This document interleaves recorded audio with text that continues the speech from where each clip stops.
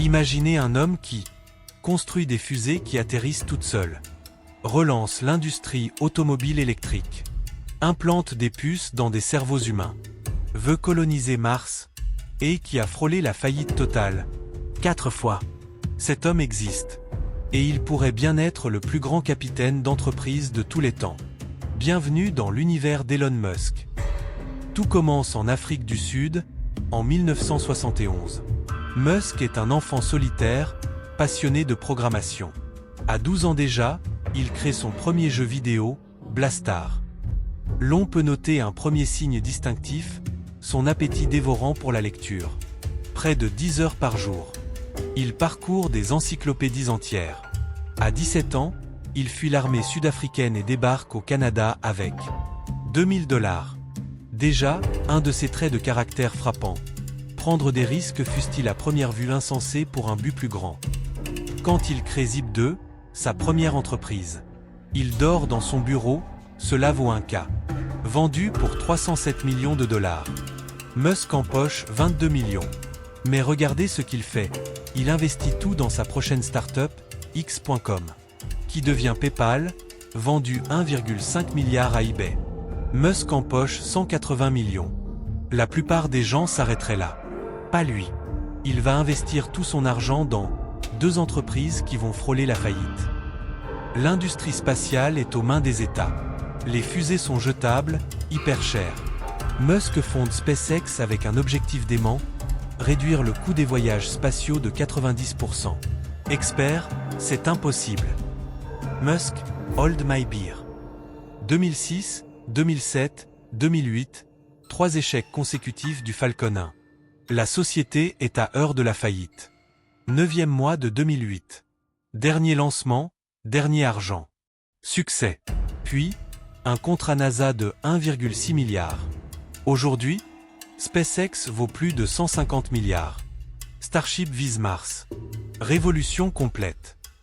L'électrique, c'est des voitures moches et lentes, laisse-t-on dire. Musk investit dans Tesla, devient CEO. La Roadster, 250 km d'autonomie. Les médias se moquent. 2008, nouveau bord de la faillite. Musk investit ses derniers 40 millions. Model S, voiture de l'année. Usine gigantesque. Superchargeur partout.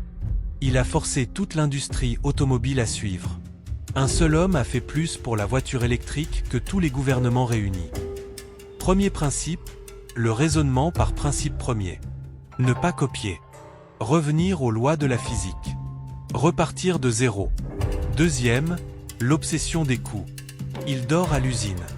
Chaque boulon est optimisé. Troisième, la tolérance à l'échec. Si les choses ne sont pas en train d'échouer, vous n'innovez pas assez. Quatrième, la vision à long terme. Pas des trimestres. Des décennies. Des siècles. Une colonie sur Mars dans 100 ans. Ne vous y trompez pas.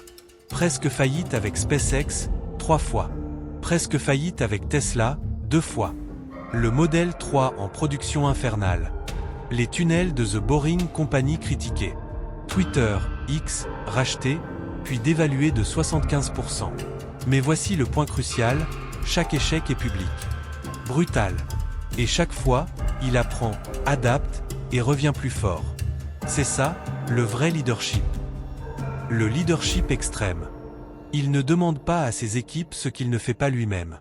120 heures par semaine lors des crises. Il connaît les détails techniques de 16 fusées. Il inspire une loyauté fanatique chez certains, et en brûle d'autres. Son but n'est pas de devenir riche.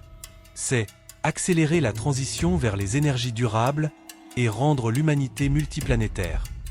Des missions quasi messianiques qui motivent au-delà du salaire. Alors, plus grand capitaine d'entreprise de tous les temps? Comparons. Rockefeller? Standard Oil. Carnegie? Acier. Ford? Voiture à combustion. Musk?